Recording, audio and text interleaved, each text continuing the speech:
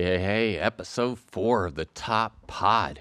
The OHmazing Podcast, empowering your bottom line, one episode at a time. We're committed to having conversations about driving revenue. My name is Michael Riley with OHmazing.com, and this is my co-host.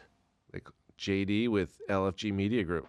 Right, and we were doing what you guys did not see was prior to this, I introduced him and he introduced me, and I hated the way he did it. So I was like, you know what? I didn't tell him this, but I'm going to do it my way. I'm going to introduce myself, so that way we didn't have to scrub another one, right?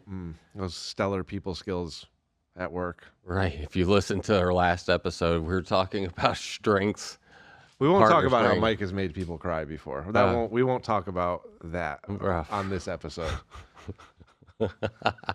Yeah, well, I mean, since it is brought up, no, I mean, we'll just that's a teaser for future episodes. But you know what? We'll bring it back that one time that I banged off a meeting and JD was left talking to somebody. Oh my god.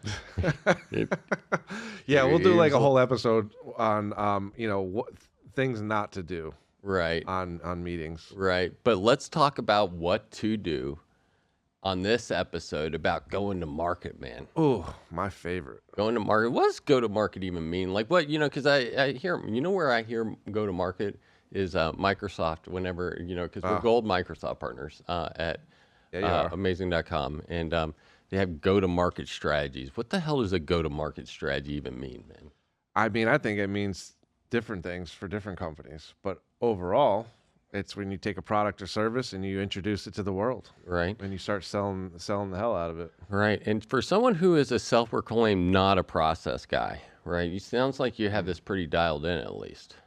I like to think maybe I do. I certainly have the experience of it. Okay. You know what I mean? I mean, like with the whole go-to-market strategy, it was kind of felt our way through it, and a lot of it was my whole thing with bringing LFG to market was number one thing I wanted to do. We're a digital marketing agency, so you got to have a fantastic website, and you need to be plastered all over the internet. Okay. So that was, and how do you do that?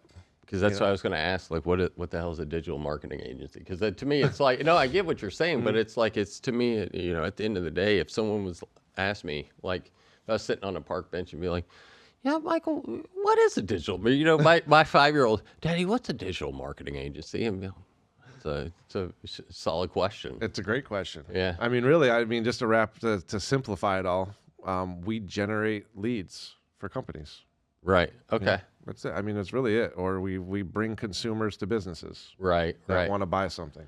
Okay. And we do that by using the internet, which everybody is on today. Okay, so this episode is all about like taking because it doesn't matter how good of a damn widget you make, right? It does not matter how good of a podcast studio you are, right? And it does not, and in my case, it does not matter how good of a managed service provider we are. It doesn't matter how great we are at IT or how good we are at helping small to mid-market businesses take that next jump, Yeah. Or how big that hammer is behind your head. Right, it's a rocking hammer, right? That's a Thor's hammer. It doesn't.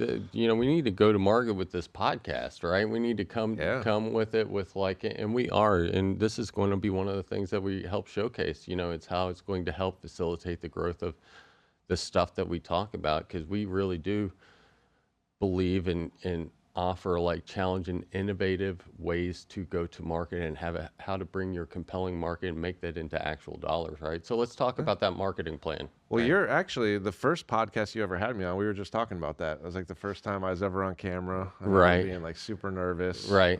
Crackling voice, face red. But that for me was a part of my go-to-market strategy. Right. It was hey, we're a digital marketing company. We want to be all over the internet, and how do we do that? Okay. And so I was like, podcast, cool. It's something new to do, something, that I'm uncomfortable doing or was uncomfortable doing.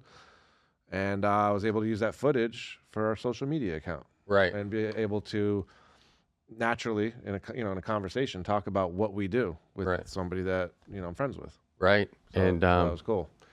So Yeah, go ahead. No, it's you said naturally in a conversation. It's from our aspect, and I'll spit back our go-to-market strategy is like one of our go-to-market strategies. I'm a process guy, right?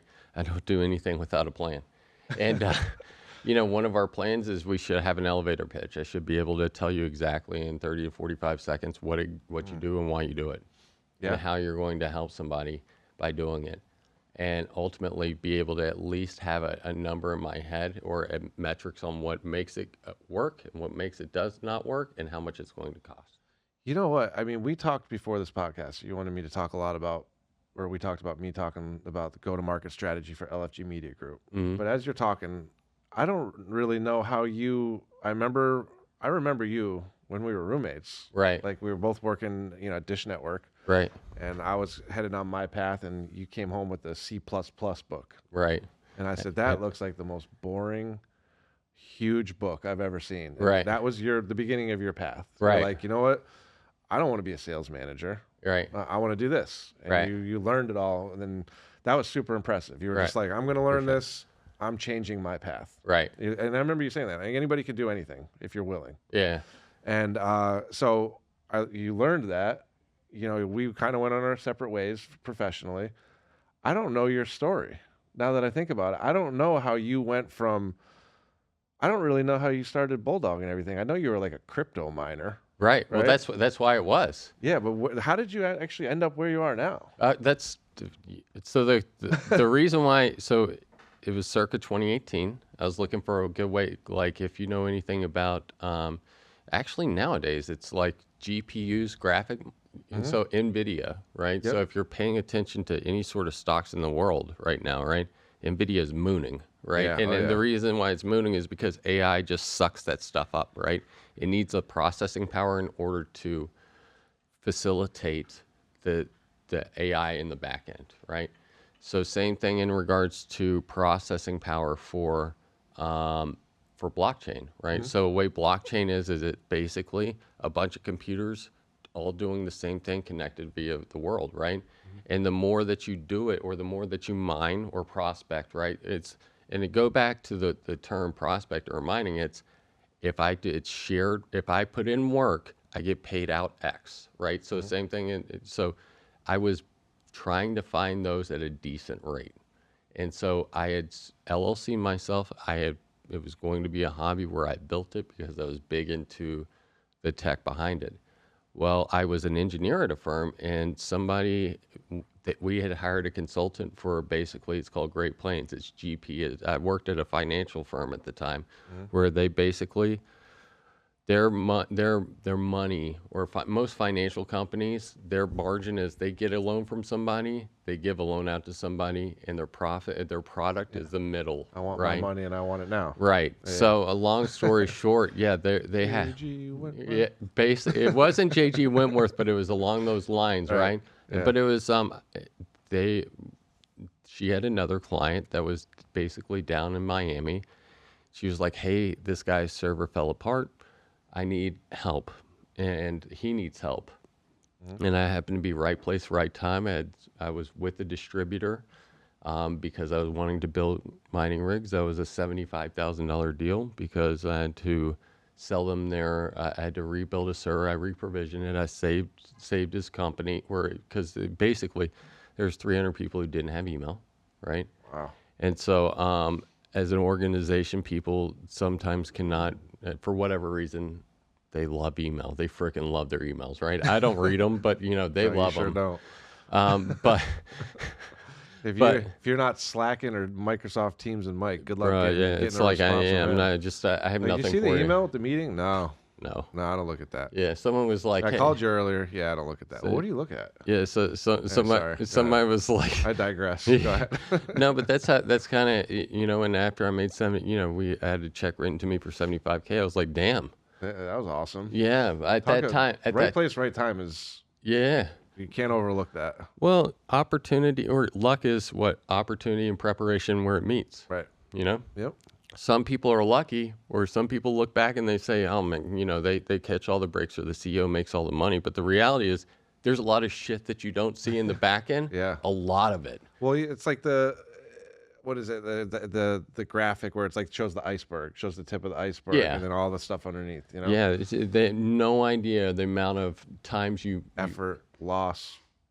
That's a loss of go-to-market. sleep. Yeah, well, You know, go-to-market. A good go-to-market plan is like, hey, I have a plan. I fail at it because the reality is most things fail, and you have to get yourself back up and say, what didn't work about that plan? Yep.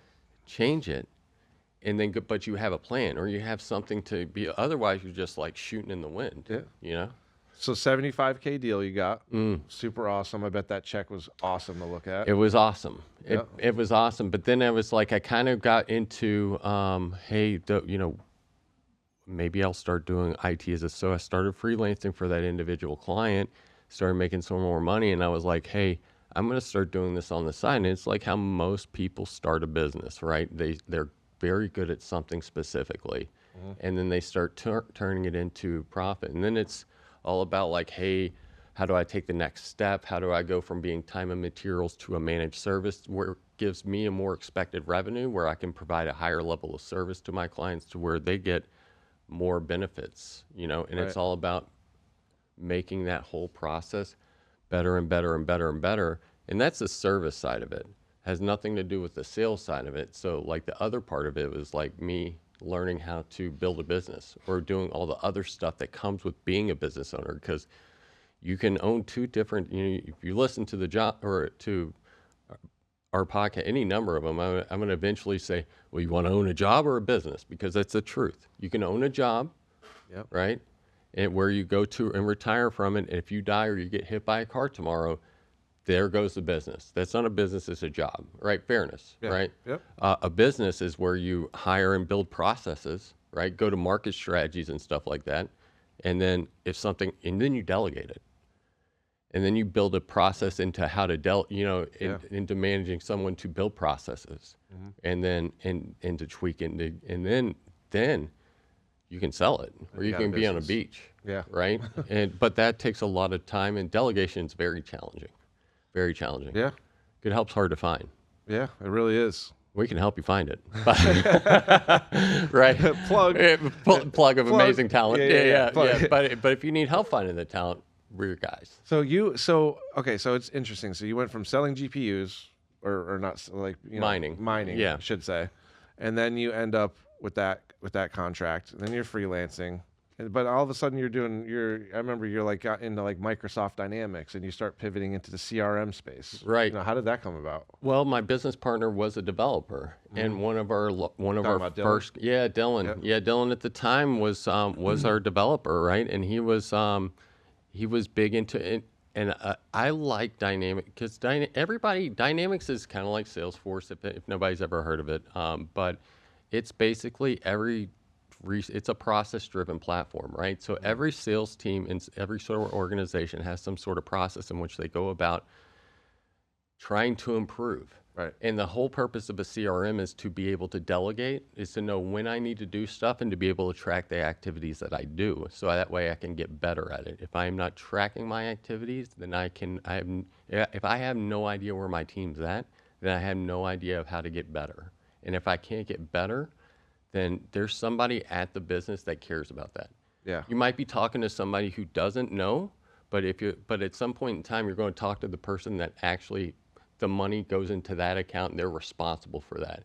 They care about that. Yeah. And let me tell you about, they don't care, like they may or may not care about IT depending on how individual they are. But the reason why we got into Dynamics was because one of our clients used it and it was lucrative for us. And we were a Microsoft Gold partner. Microsoft pays us a lot of money in order to work for them or to sell it or to offer it.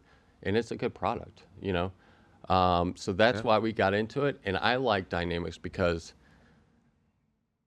if I go to you and I'm saying, hey, let me take over, say you have 50 people and it's like, hey, you're looking at, you know what, my office manager has done it, because the whole purpose of technology is to make it easier, the user experience easier and easier and easier. Yeah. There's always going to be some level of where we need to onboard, offboard, and stuff like that.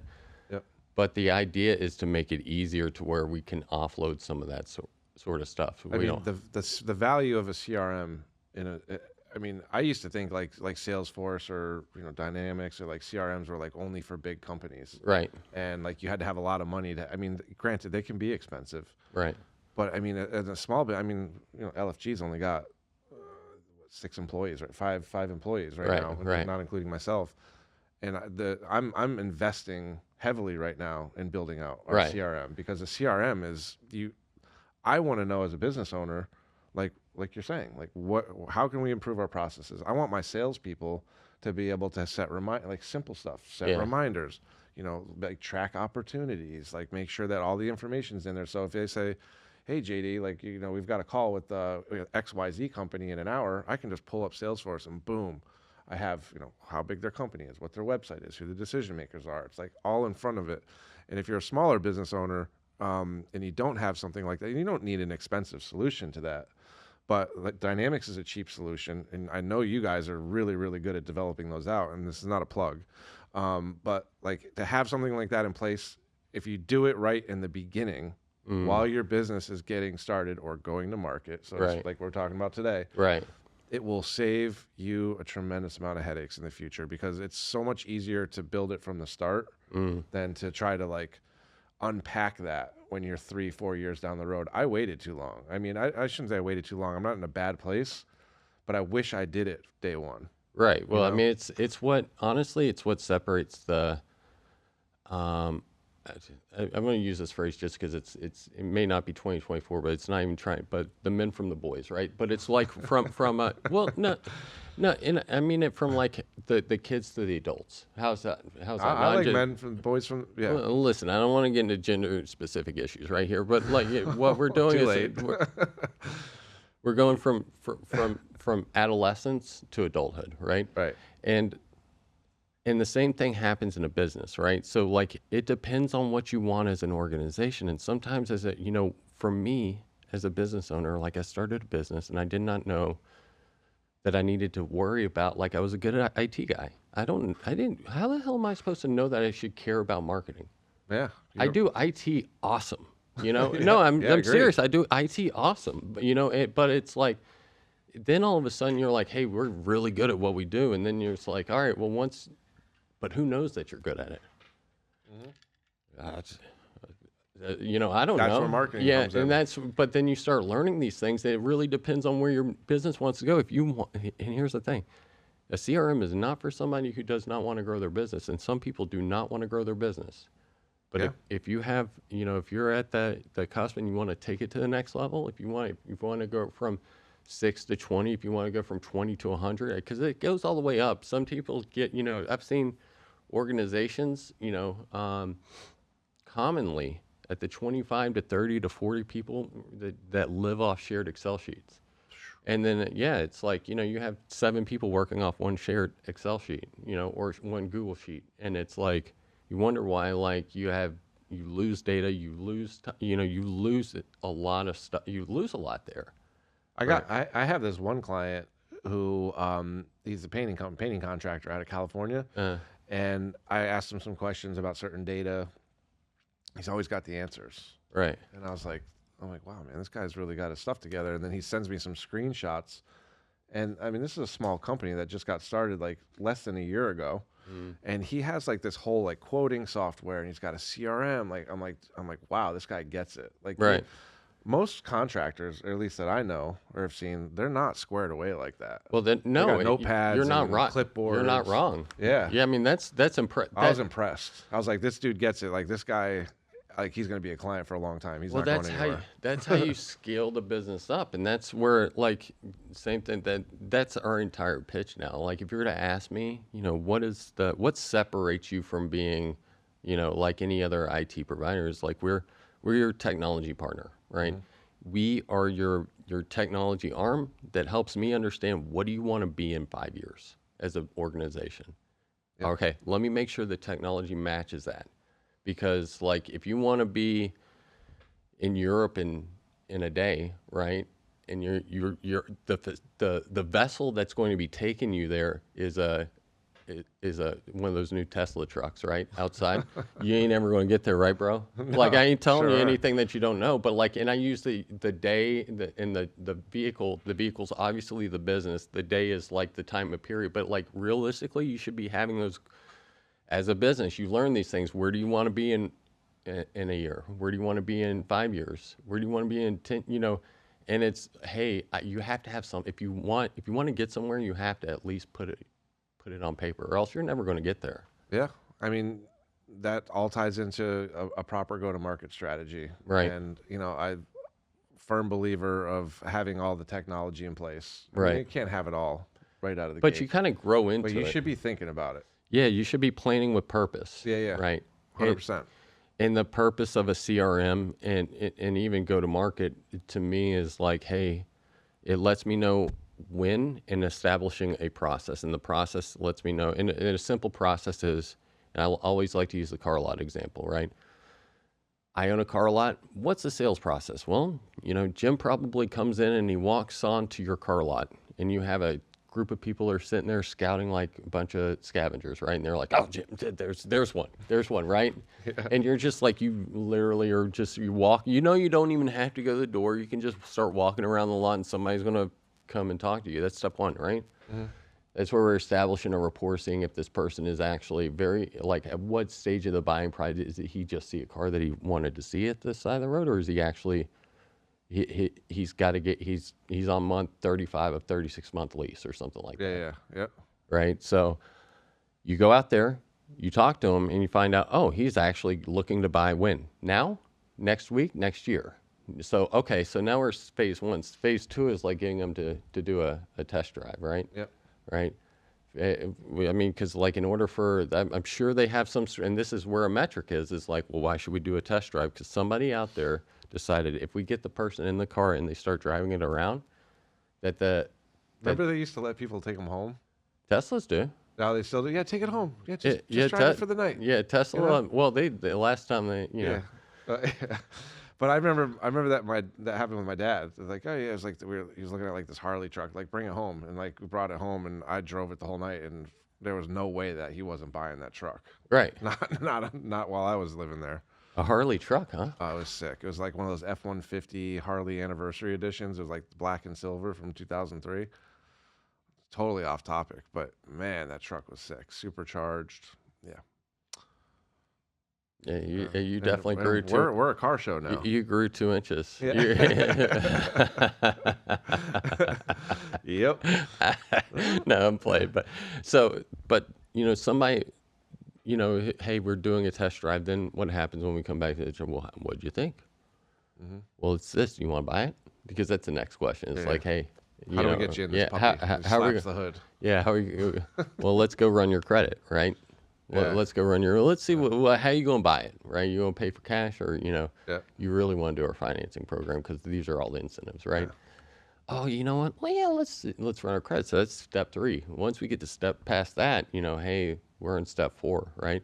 But the point being is, and this is simple CRM stuff, but it's the same sort of thing. It's like I have a sales funnel, and this isn't something that I created. This is a sales process 101 from Salesforce themselves. That pioneered it, right? But it's, you have these funnels and it statistically goes down, right? 100%, you always start with, 10 people that step on the car lot, and 8 out of the 10 proceed down, right, into a test drive. And then out of that, 4 of those people end up running their credits. And out of the 4, you have 1 person that ultimately Then you start forecasting. Then you can start forecasting. That's why a CRM is good for your go-to-market strategy. Right. I'll tell you a mistake I made when going to market with LFG. I was like, I'm going to be a digital marketing agency. Okay. I'm going to be everything to everybody. I'm going to be the social media guy. I'm going to be the PPC guy. I'm going to do SEO. I'm going to do, local services. We're going to do national services. I'm going to do healthcare. I'm going to just do all these things. And that was a huge mistake. Right. Because I just recently, over the past 6 months, I've really niched it down and said, no, we're really good at healthcare right now. Doesn't mean we can't be good at other markets, but let's just like completely clobber this market first and then move into the next one. And since doing that, it's helped like completely refocus our whole company. Right. And we're seeing great revenue growth as a result of that. And I'm not getting on phone calls and talking to people with companies that I have no experience marketing. Right. Because for me, it feels kind of weird to like, I mean, marketing's marketing, but like I can get on it with a healthcare company or insurance company and I can talk all day. Right. And it's not a pitch. Right. So, I mean, if, my advice to anybody that's potentially thinking about going to market, and this isn't my original idea, but like just keep it, what is the saying? The niches or the riches, are in the niches. Yeah. And I love that because it's true. And I wish if I could go back, I would do that differently. Right. No, I think that it's a tough pill to swallow. And because you want to get as much revenue as you can when you're because you're scared. You're scared. You're like but the reality is that, like, you shouldn't pick up every dollar that's on the ground because there's 80-20 rule. Yeah. Yep. You know what I'm talking about, right? Yeah. But tell the viewers what you. Fair enough. 80% of your work comes from 20% of your clients, right? So that means. Those are usually are usually the ones that you went out, and for us, the ones that you shouldn't have taken. Doing favors. That's where the 80% of that work comes from. Doing favors, man, and we've learned that same rule too. It's like we have minimums on our stuff now. We have we're basically we don't really do time and material. We only do time and material on like minimum hour blocks, and that's only for out of the exceptions. That's only if we're trying to do goodwill for somebody and it's very clear cut and it's very time and material. Other than that, like we're best fit for you if we're on a retainer sort of a thing, right? And it's an ongoing thing, and we're all basically an employee now, and we're a department for you, and that's where we're most effective at because we can have a say at the table.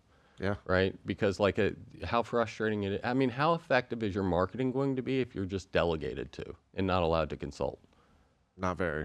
Right. Yeah. Do this. Yeah. Well, I can do that, but like, why are you paying me to do that? Exactly. If you already know what you need, then why am I here? Yeah. Go on Fiverr.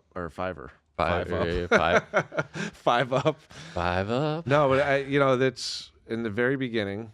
I think it's important to try to pick up as much money as you can, and to be able to grow your business. I mean, I just recently took on like this little like call tracking metrics build for a client, or not. I'm sorry, they weren't even a client of mine. They were a client of another client, and I just said, yeah, I'll do it. I figured it'd be like an easy $500, and I knew in my heart of hearts like this is going to be a complete pain in the ass.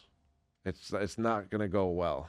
And it was an absolute disaster because, it's the build went well. It was one thing after another was an issue. Our people they're not able to answer their self. It was just like everything that could have gone wrong. So the point I'm trying to make is now, even though I did this recently, but like you had a call yesterday where I could have picked up some money, and it was in the healthcare niche.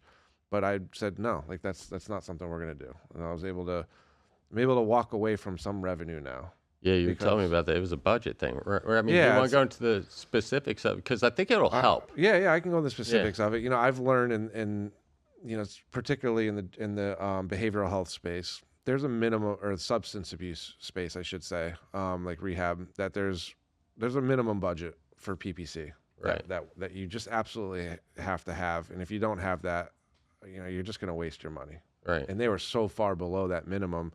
And I could have easily said, hey, that can be your budget. And I would have probably been able to keep them for 3 or 4 months, maybe.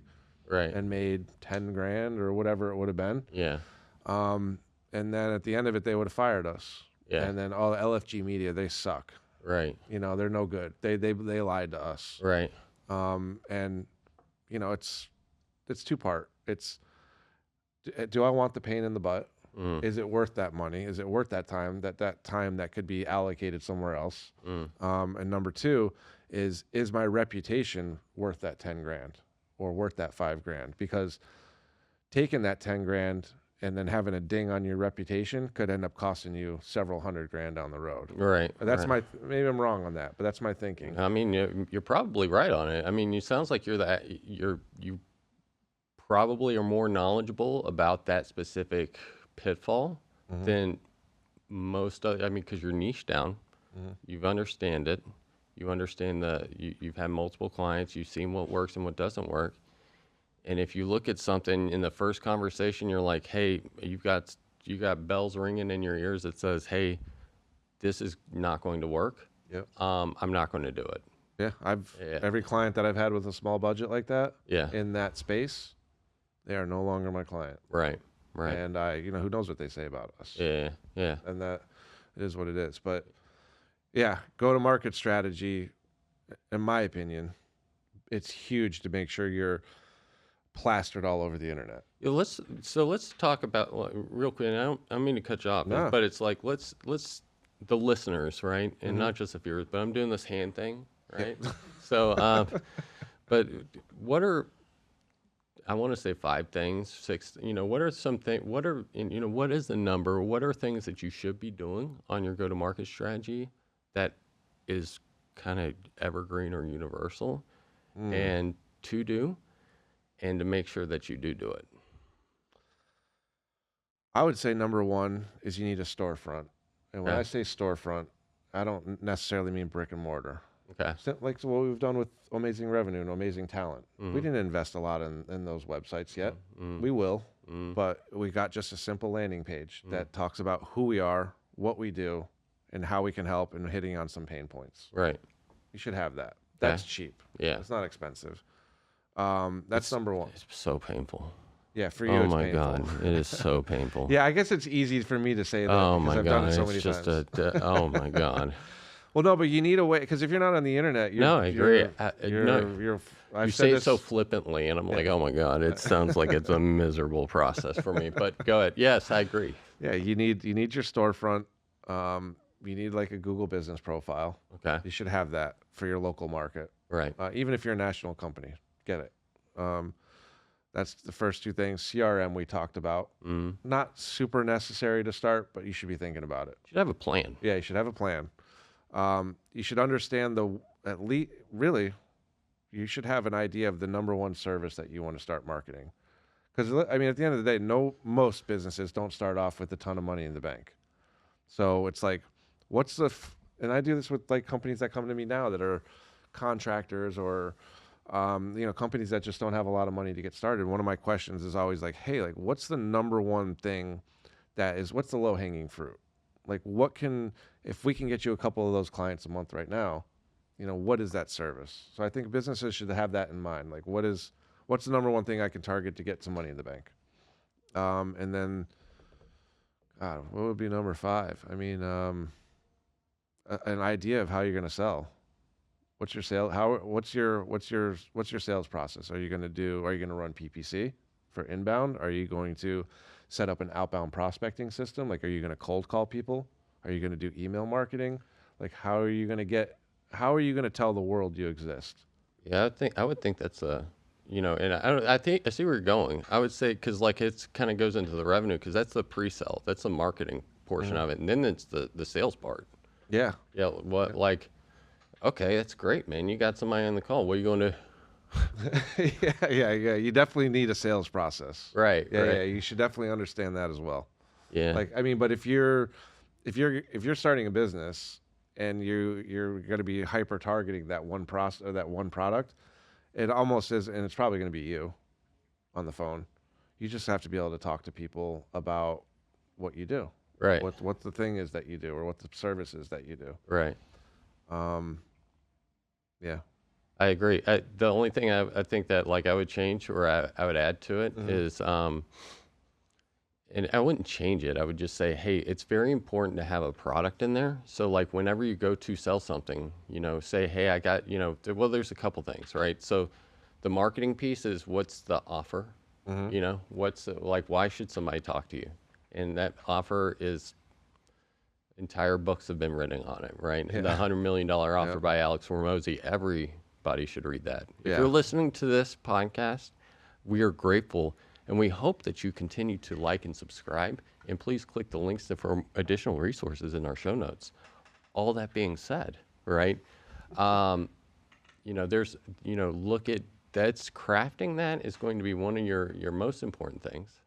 Then the other thing is like a product, right? So, and I say product because a product, it's everything should be measurable, right? And we should, and on top of measurements, like have a baseline on it. You know, we kind of went through a CRM's going to help you do that, but like, all right, I've never sold it, you know, if from a marketing standpoint, I don't know a marketing company, but like, you know, hey, I will PPC campaign management, or, you know, hey, monthly budget, you know, whatever whatever it is like, hey, this is what you get, this is what I charge you, and have a level of consistency, because I know it's very tempting for people at who haven't established anything yet to not have something. You're probably not going to listen.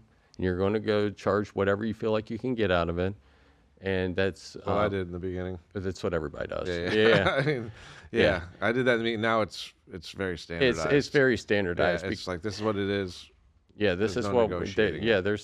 There's because it's, hey, after a while you're like, hey, this is what works, this is what doesn't work. I'm not even going to try, because like this is going to be what I can look at and measure, and and then you can budget to it. Yeah. Then you can budget to it, and you can start doing, hey, and if it ever doesn't work for you, just raise the rate. You know, but have measurements on it, have baselines on it, because that's the biggest thing for us is like, we don't know how effective something is. Then, you know, throw a number at it and say, hey, we want to hit this. Yeah. Try to hit that. Try to hit it. Yeah. And if not, go back and change the offer, go back and change the sales process, go back and tweak something there, because we're not selling. You're not delivering your services, or change what they get for it, you know, but it's like at this point, you're not like, for me, my month, so ours is a managed service provider. So like ours is basically all in one, all you can eat, right? And we charge per employee, right? Yep. And so it's not a product. It's not like, hey, what do we do and what do we do well? It's now we're trying to say, how do I position it in front of someone so it's tempting or lucrative enough to where they see the value in it. And help you stand out from the competition. Right. Because at the end of the day, everybody has competition. Yes. And if you're going to beat that competition, you just got to be 1% better. Yeah. You don't have to blow your competition away. You just have to be 1% better. It helps if you do. It helps, but you don't have to. You don't have to. I say that in marketing, like, you don't have to be 50% better than, you know, the next ad online. You just have to be 1% better to get in front of them. Agreed. You know, and then there's and a then lot. You leave it up to your sales team. There's a lot of truth to that. You know, and it's not knocking. It's not saying to have a crappy product at all. It's saying it doesn't need to be. You need to be able to separate yourself from the pack. In fact, oftentimes, and I don't know about your industry, for my industry, it's like, hey, care about what you do, care about the stuff that you're doing for the person that you're doing, and you're already above the pack. Yeah, I think a lot of times that where you're going to get the biggest gains and where you're better than other companies is just how you treat your clients. Right, right. It's like, what kind of level of customer service are you willing to go to create an incredible experience? Yeah, yeah. Because that's what people talk about. Right. They don't. Oh man, JD, that keyword, man, was awesome. Right. Like LFG Media, they got the keywords. They did? Do they? No, I've never heard anybody say that. Yeah. Hopefully they're like, hey, JD's a stand-up guy. JD has deciphered the Google algorithm. His keywords are exceptional. Yes. He knows how to bid 10 cents over the next guy. Yep.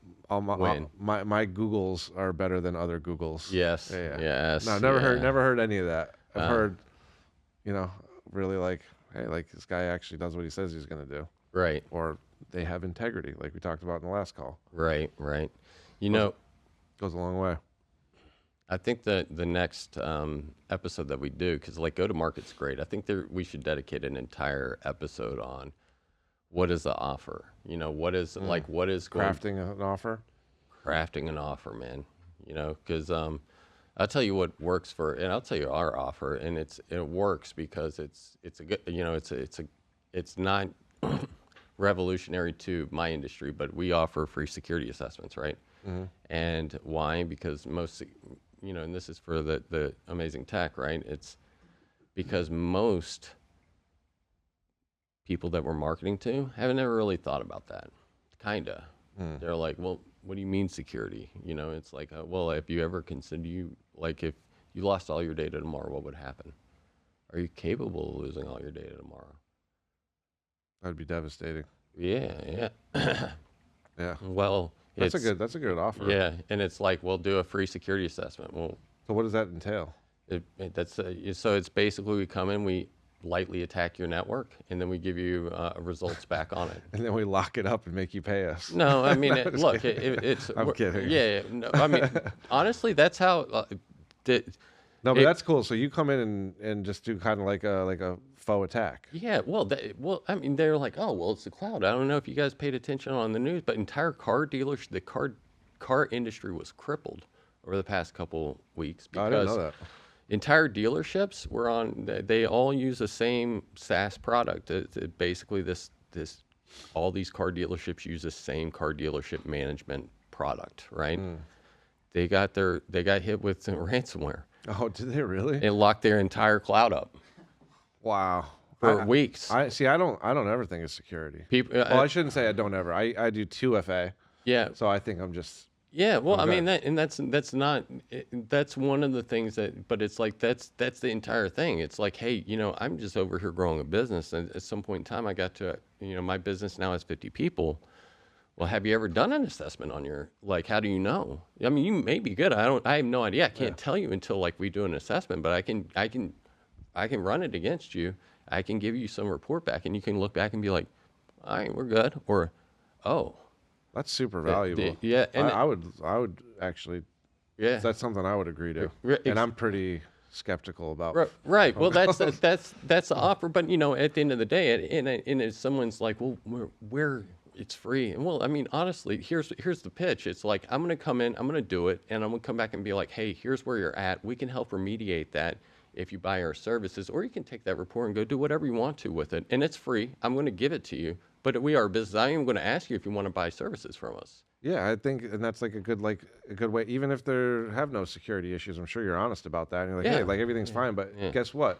I just did a thing for you, for free. Yeah. And now you know who I am. We've actually conversed a few times. Yeah. Guess what? You're gonna start getting emails from me. Yeah. Yeah. I'm gonna ask you to buy something later on. Yeah. Or hey, if not now, then like at the point in time when you go to hire an IT person, why hire a $50,000 IT person when you can hire us at 2/3 of the cost? Maybe. You know, I don't know. It really depends on how big the org is, but less of the cost of a full-time employee, and you have a team. Yeah. And you include all your licenses, you include all your operational costs when it comes to IT, then that starts to become a little bit more attractive than hiring an entry-level person, right? Mm-hmm. And so that's the offer to me is so key in regards to having a good, engaging conversation, because it really does it invites someone to come and look at your product that they may or may not really realistically care about. Like, I don't care about bookkeeping, right? But I do see the value in having someone who is doing work on our financials, right? Or doing work, making sure that we're paying for taxes appropriately. Yeah. So that's a good offer. Yeah. Let's next time maybe. Yeah. Next time let's definitely have an entire episode dedicated to that, because there's a couple different approaches and whole books written on it. So I love it. That being said, I think this is a wrap, right? Yeah. Another episode of the Top Pod Down, where we're helping build your revenue one episode at a time. How many times do I keep repeating that? I don't know. I'm not listening. That's fair. All right. Well, with that being said, I'm Michael. Thank you guys so much for having for coming out and joining us. Be sure to like and subscribe if you're interested in more information about the business, the podcast, and things that we have going on. Check the show notes. And with that, I bid you adieu. I'm JD. Out.